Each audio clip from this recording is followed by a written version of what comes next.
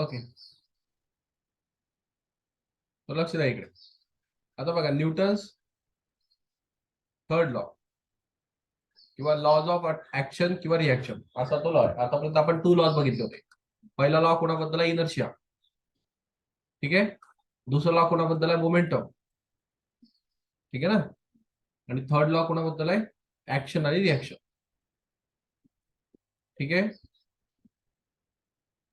या दोन कॉन्सेप्टवर तो डिपेंड असतो. मग आता ऍक्शन आणि रिॲक्शन हा कॉन्सेप्ट तुम्हाला ऑलरेडी झालेला आहे बघा. Every action is opposite by an equal and opposite reaction. तर प्रत्येक ऍक्शन ही त्याच्या रिॲक्शननी अपोज झालेली असते. म्हणजे आपण कुठेही गेलं तर आपल्याला ही गोष्ट पाहायलाच भेटते. आता मी जर चलतो तर मला सरफेस खालून काय येतो? रिॲक्शन देत असतो. नॉर्मल रिॲक्शन म्हणतात त्याला. किंवा मी काही करत असेल तर मला रिॲक्शन मिळते. मी जर भिंतीला पंच केला तर भिंतीकडनं पण मला एक ऍक्शनला रिॲक्शन मिळालेली असते, त्याच्यामुळे मला लागलेलं पण असतं. ठीक आहे. तर हे सायमल्टेनियसली दोन्ही गोष्टी होत असतात. आता इथं बघा, त्यांनी 2 मासेस घेतलेले आहेत. एक M1 मास घेतलं, एक M2 मास घेतलंय. हे एक सपोज M1 मास आहे आणि हे सपोज M2 मास आहे. एकामध्ये एक मास जास्त, एकामध्ये एक मास कमी. पण आता दोनही मास जर एकमेकाला स्ट्राईक होणार किंवा अट्रॅक्ट होणार किंवा टच होणार एकमेकाला, तर दोघं एकमेकावरती काय लावलेत? रिॲक्शन लावलेत. म्हणून आता ते स्टेबल आहे. इथं स्टेबल काय आहेत ते? कारण दोघांनी एकमेकाला काय लावून ठेवली? ऍक्शन आणि रिॲक्शन लावून ठेवली. मग आता कोण ऍक्शन करतं आणि कोण रिॲक्शन करतं हे आपण असं आपलं परस्पर ठरवू नाही शकत. दोघं एकमेकावर ऍक्शन आणि दोघं एकमेकावर रिॲक्शन करत असतात. म्हणजे M1 मास M2 मास वरती ऍक्शन करणार आणि M2 मास M1 मास वरती पण ऍक्शनच करणार. आता कसं आहे, तुम्ही बघण्याचा दृष्टिकोन आहे तुमचा. तुम्ही M2 ला कन्सिडर करताय तर याची ऍक्शन याच्यावर झाली, रिॲक्शन तिकडनं मिळेल. आणि जर तुम्ही M1 ला बघताय तर M1 M2 वर ऍक्शन करेल आणि M2 ची ऍक्शन M1 वर मिळेल. तर ऍक्शनला रिॲक्शन मिळत असते. मग आता काय होतंय बघा, इथं त्यांनी F12 दाखवलंय. 1-2 चा अर्थ असा फोर्स जो 1 वर लागतोय 2 मुळे. कळलं का? आणि F21 म्हणजे असा फोर्स जो 2 वर लागतोय कोणामुळे? 1 मुळे. म्हणजे याचा अर्थ ही रिॲक्शन आहे दोघांची मिळालेली. म्हणजे यांनी फोर्स लावला होता, त्याची रिॲक्शन त्याला अशी मिळते. याने असा लावला होता, त्याची रिॲक्शन त्याला अशी मिळते. दोघांची रिॲक्शन सायमल्टेनियसली एकाच टायमाला अप्लाय होते. नॉर्मली आपल्या याच्या डोक्यात काय असतं की मी आधी ऍक्शन करणार मग रिॲक्शन भेटेल, तसं नाहीये. रिॲक्शन ऍक्शन एकाच टायमाला, एकाच सेकंदला, एकाच पर्टिक्युलर पिरियड मध्ये अप्लाय होतात. एक मिळाल्यानंतर दुसरी भेटते असा प्रकार नाहीये. दोन्ही सायमल्टेनियसली ऍक्ट होतात. कळलं? हा, हे कन्फ्युजन काढून टाकायचं आहे. पुढे बघा. आता यांनी इथं काय सांगितलंय की F12 is action and then F21 is reaction आणि F21 is action then F12 is reaction. म्हणजे तुम्ही एकाला ऍक्शन म्हटलं तर दुसरी रिॲक्शन होऊन जाते आणि दुसऱ्याला ऍक्शन म्हटलं तर पहिली रिॲक्शन होऊन जाते. म्हणजे जर काय आपण असं कन्सिडर करतो की ही ऍक्शन आहे, तर मग ही काय येईल? ही जर ऍक्शन असेल तर ही काय येईल? रिॲक्शन येईल ना. मग कळलं का? पण तसंच तुम्ही याला याला जर कन्सिडर करताय, तर याला तुम्ही ऍक्शन जर म्हटलं तर मग ही काय झाली पाहिजे? रिॲक्शन. म्हणजे एकाच टायमाला दोनही गोष्टी एक्झिस्ट करतात. तुम्ही कोणाला ऍक्शन म्हणणार त्याच्या करस्पॉन्डिंग ऑपोजिटला रिॲक्शन म्हणावं लागतं. कळलं? सोपं आहे. ऑनलाईन काही प्रॉब्लेम? No sir. हा, मग इथं हा कॉन्सेप्ट नो सर. तुमचा की तुम्ही फक्त एकाने ऍक्शन केली दुसऱ्याची रिॲक्शनच म्हटली जाईल असं नाही. आता मी जर भिंतीला पंच करतोय तर मी ऍक्शन केली तर भिंतीने रिॲक्शन केली असं म्हणणार की नाही आपण. पण भिंतीच्या पर्स्पेक्टिव्हनी जर बघितलं, वॉलच्या पर्स्पेक्टिव्हनी, तर वॉलने ऍक्शन केली मी रिॲक्शन दिली असं असं होईल.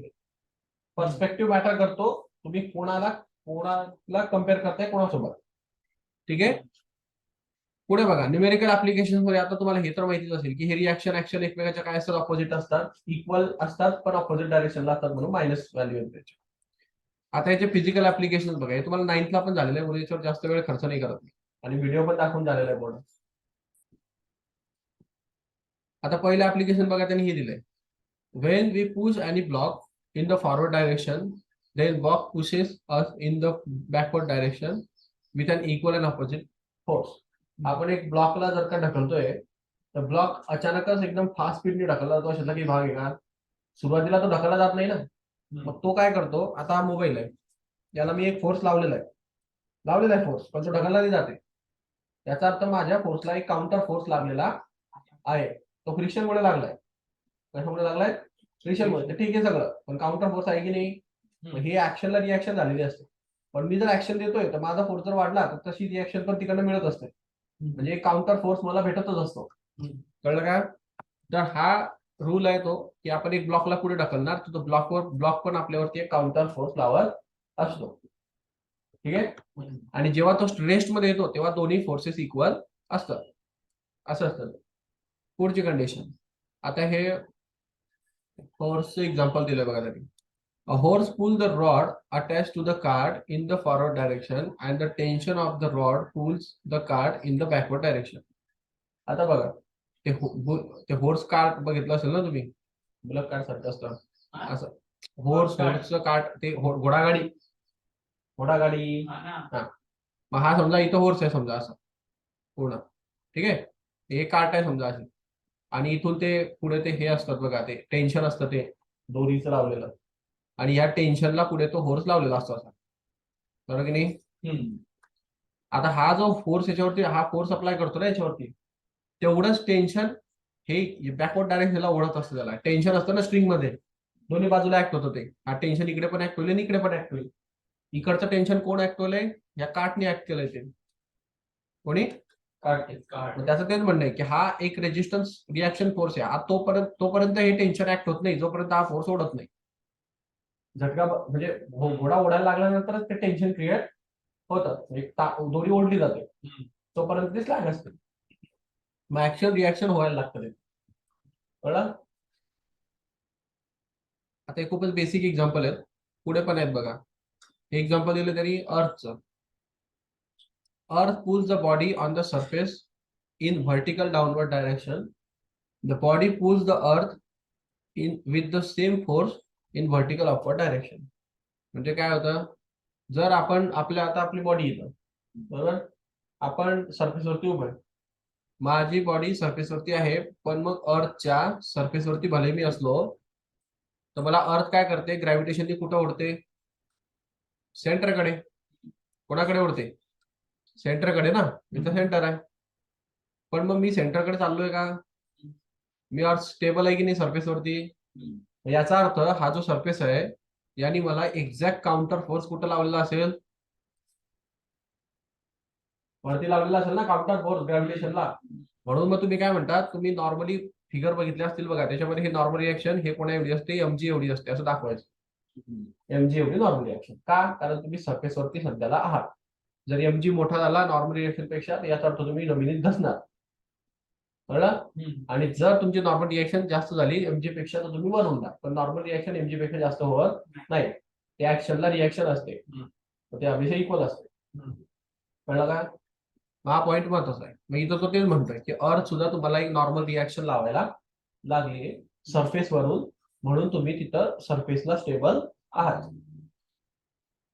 ऑनलाईन क्लिअर आहे का कॉन्सेप्ट? Yes, sir. हा example. Yes, sir. While walking, we push the ground in the backward direction using a static frictional force, and the ground pushes us in the forward direction using the static frictional force. आता हे तुम्हाला कळतंय का काय आहे ते? हे कधी कळतं माहिती का? तुम्ही काय करा, एक छोटासा पेपर घ्या कमी वेटवाला, ठीक आहे, आणि त्या पेपरला तुमच्या पायाखाली ठेवा. समजा तुम्ही इथं तसे.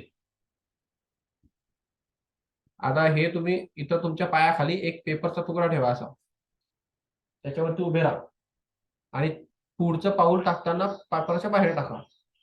तर एक पाय टाकताना पेपरच्या बाहेर टाका आणि पुढे चालायला लागा. तर मागचा पाय काय करतो? या पेपरच्या तुकड्याला मागे फेकतो. पेपरचा तुकडा मागे फेकला जाईल. बरोबर बघा, एक छोटासा पेपर घ्या, पेपरवर उभे राहा, एक पाय पुढे टाकायचं चालायचं म्हटलं की मागचा पाय काय करतो? त्या पेपरच्या पीसला मागे ढकलतो, कारण विदाउट फ्रिक्शन ते पॉसिबलच नाही. कळलं का? तुम्ही पीछे ढकलता है उसको, पेपर का पीस पीछे घूम जाता है. अगर बहुत ज्यादा फ्रिक्शन रहेगा तो नहीं होगा, स्मूथ सरफेस पे होगा. मतलब इस सरफेस पे नहीं होगा, स्मूथ सरफेस पे जाओ, वहां पे पेपर का पीस रखो और फिर उससे चलने का ट्राई करो. फिर तुम्हारा जो पेपर और सरफेस के बीच में जो फ्रिक्शन होगा ना, वो नियर अबाउट क्या होना चाहिए? 0. तो फिर वो आएगा एक्शन रिएक्शन का कॉन्सेप्ट। अगर आपको आगे जाना है, एक्शन करना है, तो जितना एक्शन होगा उतना ही आपका पीछे का पैर क्या करेगा, रिएक्शन देगा इस पेपर के पीस पे। समझा? तो पेपर का पीस जो होगा वो कहाँ पे चला जाएगा, पीछे, अपने आप पीछे जाएगा, उसके सिवा हो ही नहीं सकता वो सिचुएशन। अब वो क्यों नहीं हो रहा है, क्योंकि फ्रिक्शन है तुम्हारे पास, फ्रिक्शन तुम्हें सपोर्ट कर रहा है। That's why वो चीज तुम्हें नॉर्मली दिखती नहीं, तुम छत पे से जाओ दिख जाएगी। अब यही चीज और एक जगह पे होती है, देखो अगर तुम छोटी वाली बोट पे बैठे होगे, वो बहुत छोटी वाली नदी पे रहती हो, छोटी छोटी वाली बोट, वो हाथ से चलाते हो उसको, हाँ वो वाली बोट पे जाके बैठो, किनारे पे समझो अगर तुम हो और वो वाली बोट ऐसी यहाँ पे है, ठीक है, अगर तुम यहाँ पे खड़े हो बोट पे और तुम घूम के आ गए समझो बोट से पूरा वापस, और तुम्हें अभी यहाँ से नीचे सरफेस पे उतरना है, तो तुम जैसे छलांग लगाओगे वैसे बोट पीछे चली जाएगी, अपने आप चली जाती है। अगर बहुत बड़ा वेट रहा तो नहीं जाएगी, छोटा वेट रहा तो छोटी वाली बोट रहेगी तो जाएगी। ये पीछे क्यों चली गई फिर, क्योंकि जंप लगाते टाइम तुम एक्शन कर रहे हो और रिएक्शन किसको मिल रहा है, बोट को, इक्वल एंड ऑपोजिट, इसलिए बैकवर्ड डायरेक्शन।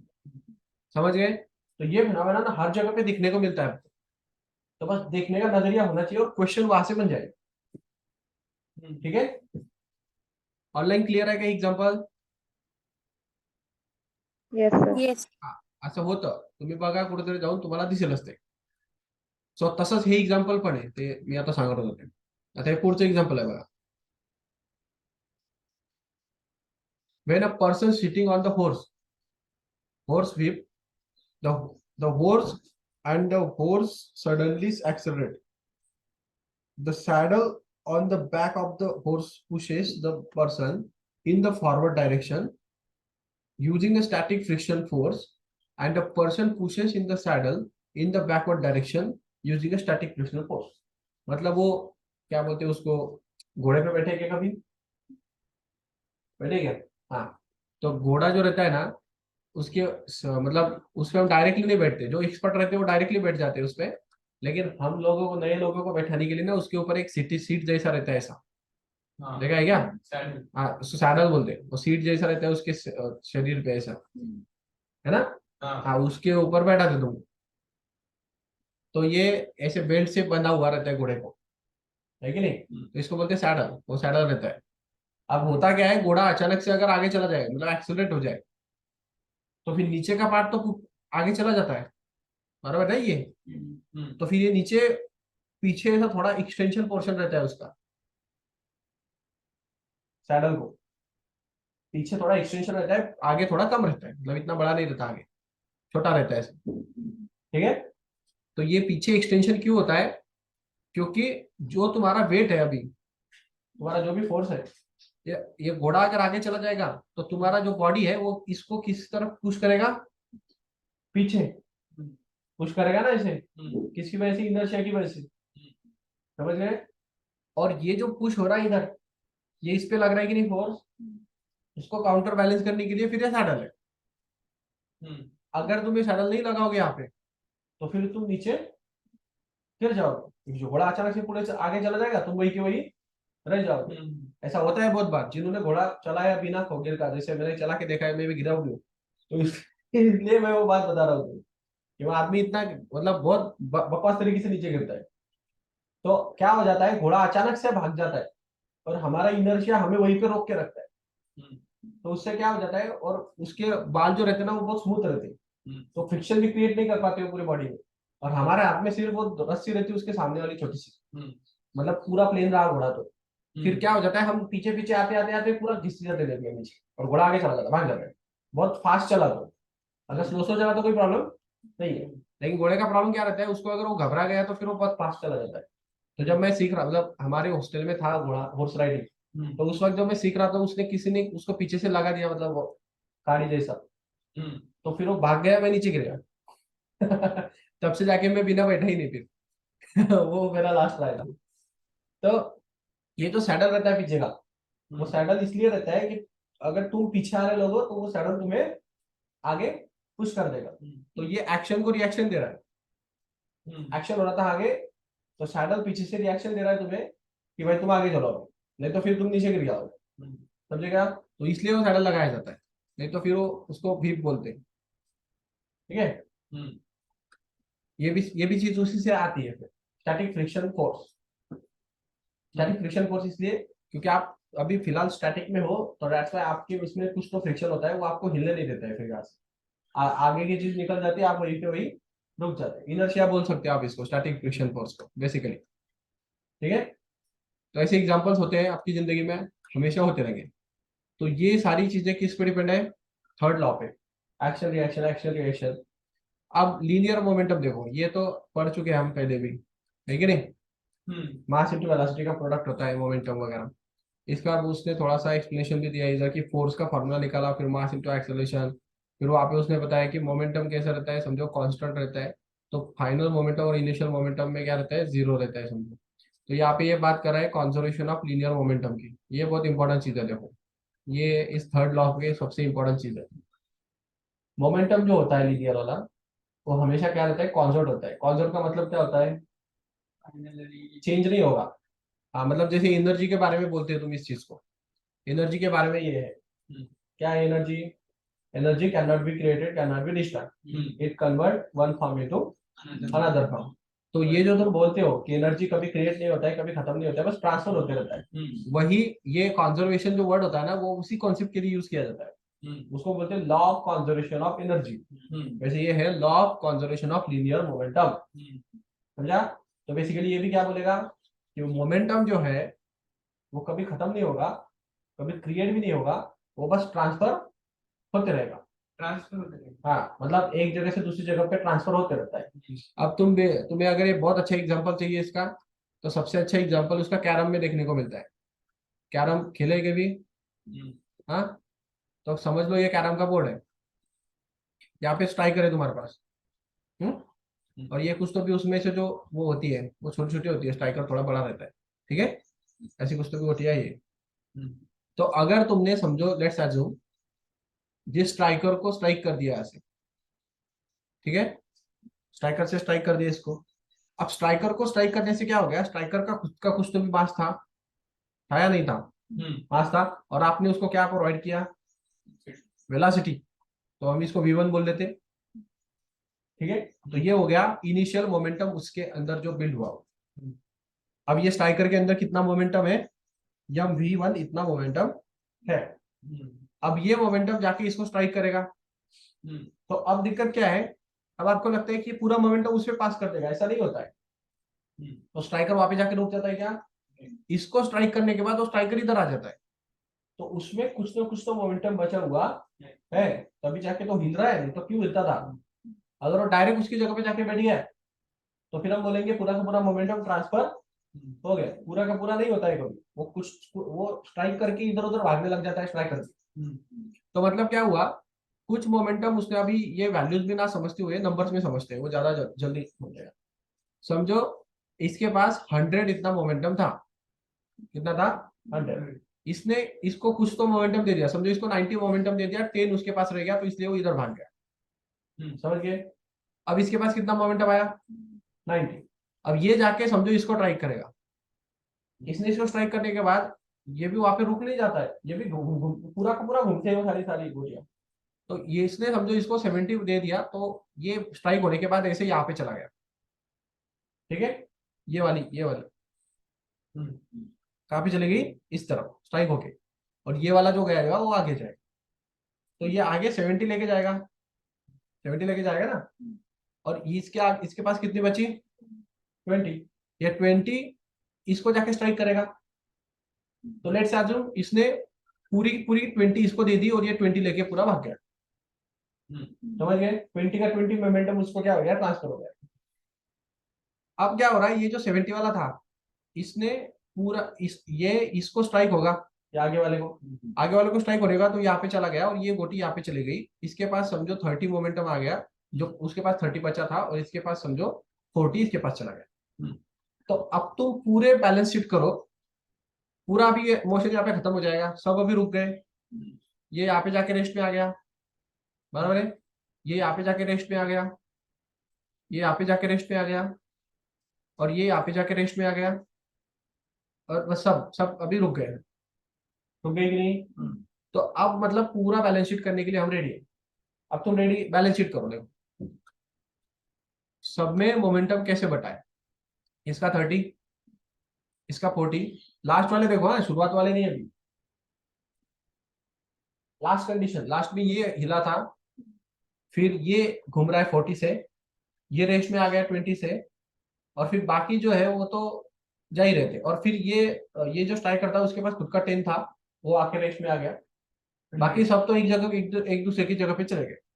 तो बैलेंस करो तो कितना हो गया, आया क्या? 20 + 40 60, 60 + 40 100। लेकिन फिर उनका मोमेंटम कहाँ पे गया, वो रुक गए तो फिर जीरो हो गया ना मोमेंटम।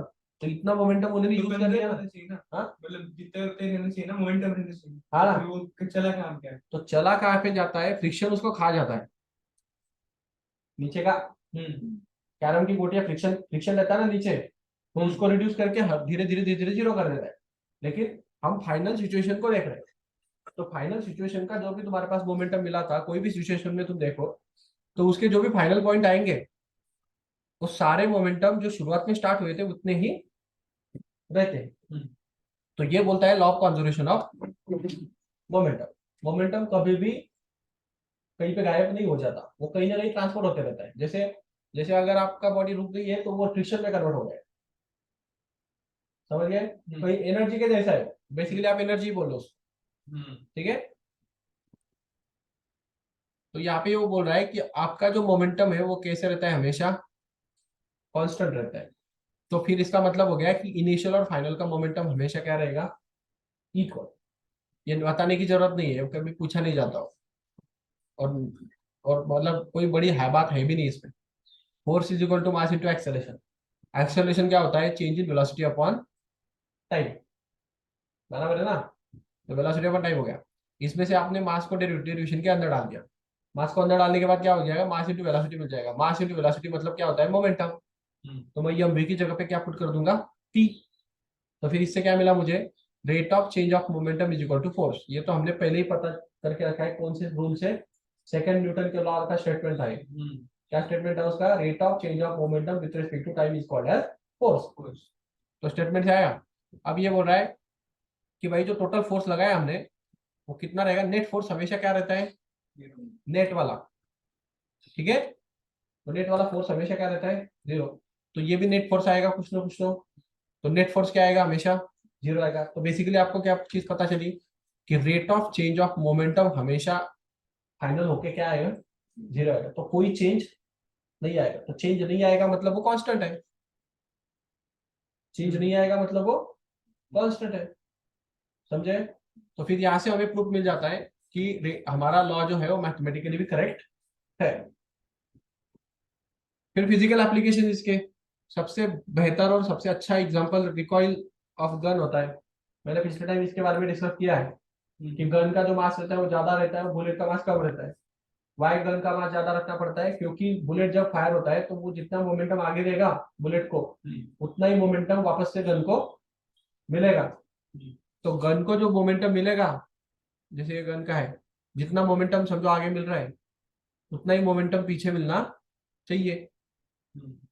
तो पीछे जो मिलेगा तो बुलेट की स्पीड से पीछे जाएगा ना फिर वो तो, लेकिन फिर उसका मोमेंटम हमें, मोमेंटम तो उतना ही रहता है, मोमेंटम कभी कम ज्यादा नहीं होगा।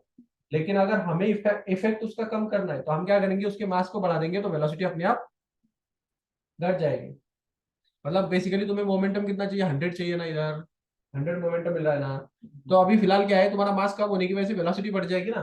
तो ये समझो कंट्रीब्यूशन कितना है तुम्हारा मास का, समझो 30 कंट्रीब्यूशन है, नहीं मल्टीप्लीकेशन रहता है वो। समझो तुम्हारे मास का कितना कंट्रीब्यूशन है, 50 कंट्रीब्यूशन है, और नहीं कुछ तो पहला कंट्रीब्यूशन ले लो, 20 × 5 कंट्रीब्यूशन है समझो, तो मिला के कितना हो जाता है 100। तो मास समझो 20 और वेलोसिटी 5 है, तो 5 मतलब किलोमीटर पर सेकंड में चलेगी, तो फिर भी वो बहुत ये हो जाएगी ना, 5 मीटर पर सेकंड मतलब बहुत ज्यादा वेलोसिटी हो जाती है। तो फिर झटका बैठेगा तुम्हें बहुत जोर से। तो ये झटकों को कम करने के लिए फिर हम क्या करते हैं, मोमेंटम तो 100 ही होना चाहिए, मोमेंटम तुम कम नहीं कर सकते, मोमेंटम तो 100 ही होना चाहिए, बस उसको रिड्यूस करने का तरीका सोचो। तो रिड्यूस करने का तरीका क्या, 100 आने के लिए 20 × 5 करो, 25 into 4 करो या 50 into 2 करो या 100 into 1 करो, सबका आंसर कितना आता? 100 ही आता है ना। तो सबसे बेटर ऑप्शन कौन सा? ये वाला। तुम क्या करो, मास 100 कर लो, वेलोसिटी 1 मीटर पर सेकंड के लिए। तो जैसे मास बढ़ जाएगा वैसे वेलोसिटी कम हो जाएगी और फिर मोमेंटम उतना ही रहेगा लेकिन झटका कम बैठेगा क्योंकि वेलोसिटी की वजह से झटका बैठता है। समझे? तो ये क्या करता है, गन का जो मास होता है उसको हेवी कर देता है। उससे फायदा ये मिलता है कि मास बढ़ने से उसकी वेलोसिटी, रिकॉइल वाली जो वेलोसिटी है, कौन सी?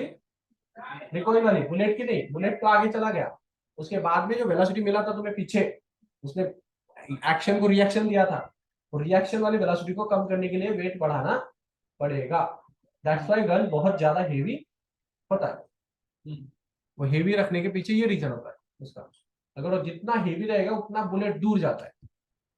मतलब गन का कैसा रहता है, छोटी वाली जो गन रहती है बहुत पिस्तूल, उसका बुलेट ज्यादा दूर तक जाता नहीं और ज्यादा डैमेज भी नहीं करता वो।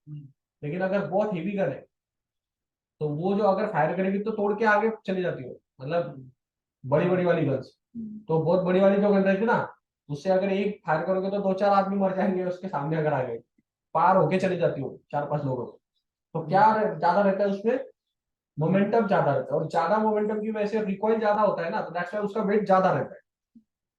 तो नॉर्मली पेनिट्रेटिंग पावर किस गन की ज्यादा रहती है? जिसका वेट सबसे ज्यादा, जिसका वेट सबसे ज्यादा उसकी पेनिट्रेटिंग पावर भी ज्यादा। समझ गए? आगे चलो। When the person jumps on the boat, ये बताया अभी मैंने बोट का। फिर when a person jumps on the boat forward the shore, ये वही है ना, बैकवर्ड डायरेक्शन को मिल रहा है। रॉकेट का देखो, rocket propulsion fuel is eject out in the downward direction due to which the rocket is propelled up in the vertical upward direction। देखो रॉकेट जाता ही न्यूटन के थर्ड लॉ पे। अगर न्यूटन का थर्ड लॉ नहीं रहता तो रॉकेट जाता ही नहीं ना। रॉकेट कैसे जाता है देखा है क्या तुमने? अभी चंद्रयान देखा होगा, देखा होगा ना। हाँ, तो चंद्रयान को तुम ढंग से देखोगे ना तो तुम्हें एक चीज पता चलेगी। देखो चंद्रयान के नीचे ऐसे कुछ तो भी ऐसे ये लगा हुआ था, देखो ऐसे, तो नीचे रहता का ब्लास्ट। हाँ, ये जितना ज्यादा होता है ना उतनी स्पीड से वो ऊपर भागता है। समझे? तो ये नीचे से ब्लास्ट क्यों कर रहा है इसको? क्योंकि उसको न्यूटन के थर्ड लॉ को फॉलो करना है। क्या है, जब तक वो एटमोस्फियर पे फोर्स नहीं लगाएगा, ये बाहर क्या है? एटमोस्फियर है, कुछ ना कुछ तो है, एयर है, फ्लूइड है, कुछ तो है ना। तो जब तक ये इसको फोर्स नहीं लगाएगा ऐसे पीछे, तब तक उसको रिएक्शन मिलता नहीं है, तो ये भागता ही रिएक्शन पे। समझे क्या? तो एक्शन करता है डाउनवर्ड डायरेक्शन को, रिएक्शन मिलता है अपवर्ड डायरेक्शन को, इसलिए भागता नहीं तो नहीं भागता था, क्योंकि ये ग्रेविटी को बैलेंस कर देगा। इसको कर देगा ग्रेविटी को बैलेंस। अभी जो फिलहाल हम है, हम ग्रेविटी को बैलेंस करके रखे। हम कहाँ पे फिलहाल? सरफेस पे। सरफेस क्या कर रहा है? नॉर्मल रिएक्शन को बैलेंस करके रख रहा है, कौन? ग्रेविटी। तो हम हवा में उड़ नहीं रहे। अगर आप ये नॉर्मल रिएक्शन को बढ़ा दो, समझे, पीछे नीचे फोर्स लगा के, तो फिर आपकी एफजी से आपका नॉर्मल रिएक्शन क्या हो जाएगा? बढ़ जाएगा। एफजी उतना ही रहेगा, वेट तो उतना ही रहता है। वेट क्या रहता है? एम इंटू जी। मास उतना ही है, ग्रेविटी उतना ही है, तो क्या फर्क पड़ता है? लेकिन आपने एक एक्स्ट्रा एडिशनल एक्शन करने से क्या हुआ कि नॉर्मल रिएक्शन बढ़ जाएगा। नॉर्मल रिएक्शन बढ़ जाएगा तो तुम किस डायरेक्शन में जाओगे? ऊपर। तो इसलिए वो ऊपर चलता है। समझा? तो ये काम ही इस कॉन्सेप्ट पे करता है, न्यूटन के थर्ड लॉ पे। प्रोपल्शन नीचे की डायरेक्शन में रहता है, और ये हमेशा से रहता है। आप कोई भी चीज ले लो, बहुत अच्छा एग्जांपल इसका कौन सा है? एक बुगा, मतलब आप एक वो बलून जो रहता है, बलून ले लो। सबसे आसान और सबसे अच्छा एग्जांपल, बलून ले लो। वो बलून को फुगाओ और ऐसे फुगाने के बाद छोड़ दो, वहीं पे रुकेगा क्या वो? वैसे भागने लग जाता है ऊपर नीचे, और ऊपर ही भागता है ज्यादा से। जिस तरफ ये मुंह जाएगा उसका उस तरफ जाता है, ये जिस तरफ रहता है वो कभी नहीं जाता उस तरफ। क्यों नहीं जाता पता है क्या? क्योंकि यहाँ से वो प्रेशराइज एयर क्या होती है, बाहर निकलती है, जैसे जेट की निकल रही थी, रॉकेट की। तो वो जैसे ये एटमोस्फेयर को दबा रही थी ना, उससे नॉर्मल रिएक्शन की तरह वजह से वो गुब्बारा जो होता है वो भागता है, वैसे रॉकेट भी भागता है। समझे? तो बहुत सी बेसिक बेसिक चीजें, मतलब कोई बहुत बड़ा साइंस है नहीं इसमें, तो इसलिए तो ये समझ गया ये क्या चीज है। अब तुम्हें चंद्रयान के बारे में एक चीज और पता होनी चाहिए। देखो, अब तुम्हें पता है क्या, पहला जो चंद्रयान गया था, मतलब अमेरिका का अपोलो, अपोलो मिशन, वो बस 4 दिन में गया था उधर, और हम लोगों को 48 डेज लगने वाले। तो पता है तुम्हें ये डिफरेंस क्यों है? उस जमाने में, मतलब ये 70 साल पहले की बात है, मतलब हाँ, मतलब 50-60 साल पहले की बात है, वो 4 दिन में जाके आए थे, और हमें जाने के लिए बस 48 घंटे लग रहे, 48 डेज लग रहे, आपके टेक्नोलॉजी इतने एडवांस होने के बावजूद भी। तो ये इसका पता है क्या तुम्हें क्या इसका है? तो इसके पीछे बहुत अद्भुत टेक्नोलॉजी है। हमारे पास ना बहुत ज्यादा अच्छे इंजन है नहीं, और इतना पैसा नहीं है कि जितना हम फ्यूल उसमें डाल सके।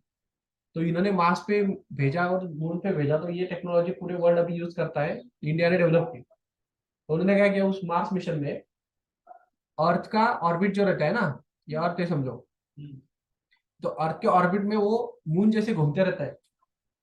तो मून के पास खुद का एक्सेलरेशन है कि नहीं? अगर हम इसको एक्सेलरेशन को थोड़ा डाइवर्ट कर दे, अगर वो अर्थ के ग्रेविटी से बाहर निकल जाए थोड़ा सा, तो फिर वो रुकेगा क्या? क्योंकि उसके पास खुद का एक्सेलरेशन है, तो वो भागती रहेगा फिर। तो ये क्या करवाते हैं, ये हमारी बॉडी के अराउंड उस सैटेलाइट को घुमाते हैं पहले ऐसा। समझे क्या? घुमाने से फायदा क्या होता है, हर वक्त उसका एक्सेलरेशन क्या होते रहता है, बढ़ते रहता है। एक्सेलरेशन बढ़ते रहता है, बढ़ते रहता है, बढ़ते रहता है, बढ़ते रहता है। फिर घूमने घूमने से एक्सेलरेशन बढ़ते रहता है, थोड़ा थोड़ा जेट लगाते रहते हैं, फिर और लंबा ऑर्बिट लगाते हैं, जितना लंबा ऑर्बिट उतना बड़ा एक्सेलरेशन। ये रूल है इसका। मतलब अभी फिलहाल हम क्या करेंगे, हम बहुत अभी छोटा ऑर्बिट था, ठीक है, अब आते टाइम थोड़ा और लंबा हो जाएगा, फिर और लंबा, फिर और लंबा। तो थोड़ा थोड़ा थोड़ा थोड़ा जेट लगा के उसके ऑर्बिट को क्या करते हो, बढ़ाते रहते हैं ऐसे, ऐसे ऐसे घूमता है वो चारों तरफ, ठीक है। ऐसे घूमते घूमते क्या होगा, एक सर्टन उसकी वेलोसिटी अटेन हो जाती है, फिर मतलब घुमा घुमा के, फिर एक सर्टन वेलोसिटी आने के बाद वो चांद की तरफ उसको भेज दे। इससे फायदा ये हुआ कि अब अर्थ के ऑर्बिट से चांद तक जाने के लिए एनर्जी लगाने की जरूरत, जो सबसे बड़ा डिस्टेंस है, तो अब ये सारा उसके वेलोसिटी को बढ़ाने के लिए 48 डेज लगते हैं। इसलिए हमारा यान 50 दिन के बाद जाता है, और उन लोगों का यान 2 दिन में चल जाता है। तो ये इसलिए जाता है क्योंकि हम कम एनर्जी यूज करके उसको भेजते हैं। तो ये बहुत बहुत बेसिक वाली टेक्नोलॉजी है। ये कहाँ पे यूज करते थे? खेत में पहले इसरो ने वहां से उठाया। वो जवार वगैरह रहता था, देखो ऐसे, वो पंछी आके खा जाते थे उसको, है ना।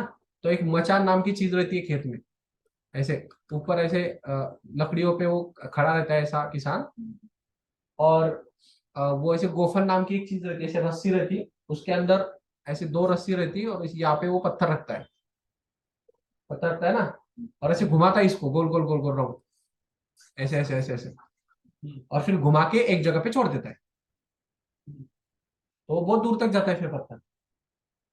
देखा नहीं क्या कभी गोफन? मूवीज में भी नहीं देखा? हा? मूवीज मध्ये पण असतं ना, मूवीज मध्ये दाखवतात ते ठीक आहे का. तर ही गोफन नावाचा एक प्रकार असतो. म्हणजे अशी अशी अशी दोरी असते ती, आणि इथं अशी विणलेली असते, थोडासा कापडासारखा प्रकार असतो, त्याच्यामध्ये दगड ठेवायचा, स्टोन, आणि हे त्याच्या हातात त्यांनी असं ठरलेलं असतं, हे राऊंड राऊंड राऊंड राऊंड फिरवायचं, फिरवायचं फिरवायचं, आणि तो एक दोर पकडून ठेवतो, एका रोपला पकडून ठेवतो, आणि दुसरी रोप सोडून देतो. सोडल्याने काय होईल, हा पंधा असा होऊन जाईल, आणि हा स्टोन त्या डायरेक्शनला निघून जाईल. कळलं का? आता करना है एक्शन, हाथ से फेंका नहीं जाता ना इतने दूर, क्या करने के लिए? दूर फेंकने के लिए, फेक फेक किसने रहे? तो पंछी आके खा जाते ना अनाज, अच्छा, तो पंछी आके खा जाते, तो हिलेगा तो पत्थर आएगा तो भाग जाएंगे सारे पंछी, तो इसलिए वो दिन भर करते रहते थे ऐसा। तो ये टेक्नोलॉजी को उठा के उन्होंने यान भेज दिया मार्स पे।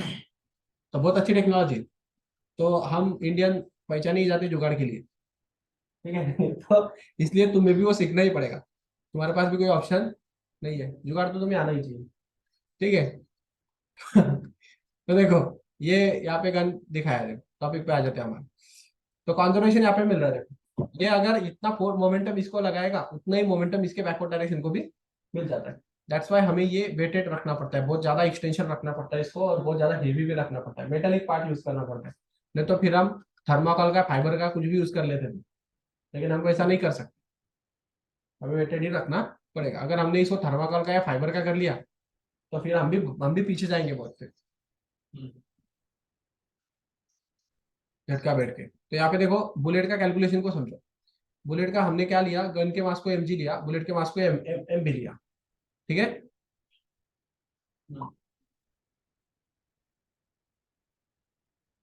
तो थोड़ा सा यहाँ पे अजूम करके चलते हैं, देखो हाँ, बुलेट का मास जो है, गन का मास जो है उसको mg लिया, बुलेट के मास को एम भी लिया। अब उसके बाद में हम बोल रहे हैं कि भाई शुरुआत में जो थे वो दोनों के दोनों रेस्ट में थे, उसके बाद में क्या हुआ, इनिशियल मोमेंटम जो था दोनों का वो क्या था, 0 था। दोनों के दोनों रेस्ट में थे, बुलेट भी रेस्ट में थी, गन भी रेस्ट में थी। ये याद रखो, इससे इसके बिना न्यूमेरिकल नहीं आएंगे सॉल्व करना। तो फिर हम इनिशियल मोमेंटम के बारे में बात करें तो इनिशियल मोमेंटम क्या रहेगा बताओ मुझे। ये हो गया गन का momentum, mass into velocity, initial velocity U G. और ये हो गया बुलेट का मोमेंटम, मास बुलेट का एमवी और उसकी वेलोसिटी यूबी। तो मास इनटू वेलोसिटी का प्रोडक्ट मोमेंटम बुलेट का और मोमेंटम गन का, दोनों की प्लस करेंगे तो आंसर कितना होगा, 0। वाई, बिकॉज वो रेस्ट में, इनिशियल वेलोसिटी 0 है। मास तो 0 नहीं होगा लेकिन इनिशियल वेलोसिटी 0। इस केस में दोनों की दोनों U G is equal to U B is equal to 0 होगा। वाई, बिकॉज वो रेस्ट में। फिर उसके बाद में क्या हो जाएगा, बुलेट जो होगा होगी वो आउट, मतलब निकल जाएगी बाहर फाइनल मोमेंटम लेके। तो फिर हमें फाइनल मोमेंटम क्या मिलेगा, बुलेट अगर आगे चले गई तो बुलेट की कुछ तो वेलोसिटी आएगी और गन की भी कुछ तो वेलोसिटी आएगी, क्योंकि बुलेट अगर आगे जाए तो गन पीछे आएगा, एक्शन या रिएक्शन मिलेगा इसलिए। तो फिर दोनों का फाइनल मोमेंटम की सम रहेगी वो। गन का फाइनल मोमेंटम हो गया मास, गन का मास इंटू गन की फाइनल वेलोसिटी, और बुलेट का फाइनल मोमेंटम हो गया बुलेट का मास इंटू बुलेट की फाइनल वेलोसिटी। दोनों की प्लस मिलके फाइनल मोमेंटम मिल जाएगा। इसका टोटल उस सिस्टम का ना। अब ये बोलेगा law of conservation of momentum, अभी हमने क्या पढ़ा, कंजर्वेशन ऑफ मोमेंटम क्या बोलता है, मैंने बोला था ना आपको, शुरुआत का 100 और बाद में का 100 सब कैसे रहता है, इक्वल रहता है, बस कितना भी डिस्ट्रीब्यूट हो जाए। तो ये शुरुआत में कितना था, 0 था, मतलब रेस्ट में था इसलिए। तो बेसिकली याद रखो इनिशियल और फाइनल मोमेंटम हमेशा क्या रहता है, ये कौन से लॉ से आया, कॉन्जर्वेशन ऑफ लीनियर मोमेंटम। तो आप इन दोनों के फॉर्मूले को इक्वेट कर दो, तो ये 0 इज इक्वल टू ये हो जाएगा, समझ गए। फिर ये चीज इधर चली जाएगी, तो फिर आपको क्या मिलेगा, कि एम बी इधर चला गया तो माइनस मिल जाएगा, प्लस था तो इधर माइनस हो जाएगा।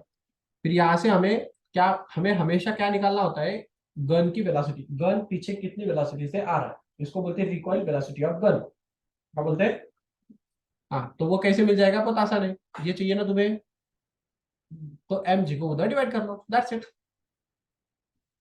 समझ गए। आ गया। हाँ, इसमें अभी वो कुछ भी पूछ सकता है। इसमें 4 चीजें, 4 चीजों में से 3 देके रखेंगे, चौथी चीज पूछी जाएगी। गन का मास पूछा तो बाकी की 3 रहेगी, गन की वेलोसिटी पूछी तो बाकी की 3 रहेगी, बुलेट का मास पूछा तो बाकी की 3 चीजें रहेगी, बुलेट की वेलोसिटी पूछी तब भी बाकी की 3 चीजें रहेगी। 4 चीजों में से 3 रहेगी, एक पूछी जाएगी।